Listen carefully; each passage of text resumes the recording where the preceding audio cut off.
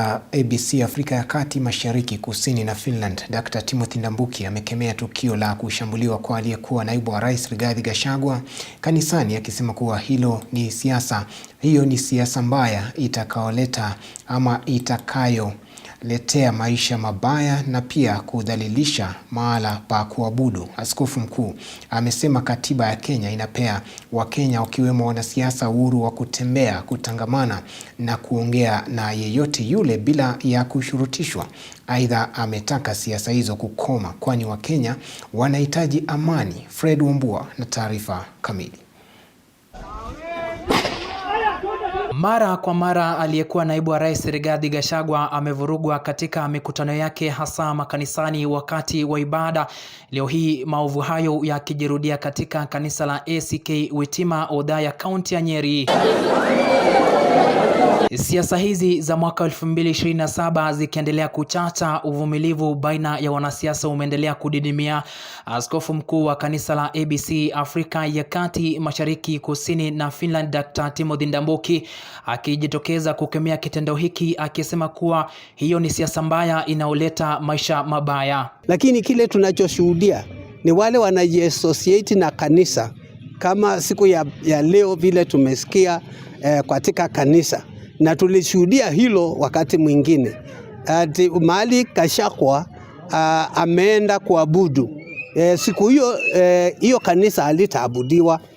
Watoto utaona wanalia kwa machozi, wazazi, watu wengine wanakimbia, wengine wanaweza kuumia. Sasa tunajiuliza huu mtego, kwa sababu wanatupiana. Ni serikali inapika Gachagua.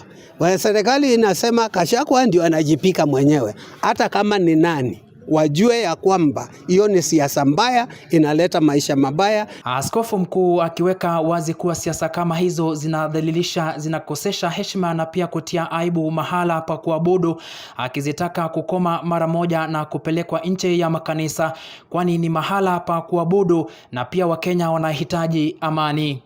Inaendelea kuleta aibu kwa kanisa na kutokuheshimu mahali pa ibada. Kwa hivyo naomba uwe ni mpango wa opposition, uwe ni mpango wa serikali. Gachagua tia ngazi ni nje ya kanisa na outside the compound, sio ndani. Na hata kama hiyo siasa ya namna hiyo itaendelea, lakini huo ni upusi. Siasa za aina hiyo sikome. Watu wa Kenya wanataka amani na siku ya ibada ni ya kuheshimiwa. Aidha, amesema katiba ya Kenya imepea kila mtu, hata wanasiasa, huru wa kutangamana, kutembea na hata kujiongea, kwani Kenya ni nchi inaongozwa na demokrasia, akidokeza hata kama mwanasiasa anajihusisha na mrengo gani anapaswa kulindwa na katiba ya Kenya. Ni mabaya yale ambayo tunayashuhudia, kwa sababu sisi kama taifa tuko na demokrasia ya expression, association, speech.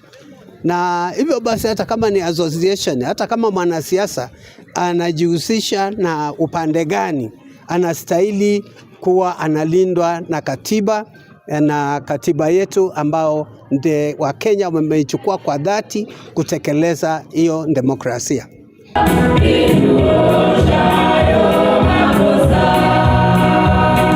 Fred Wambua, Undugu TV.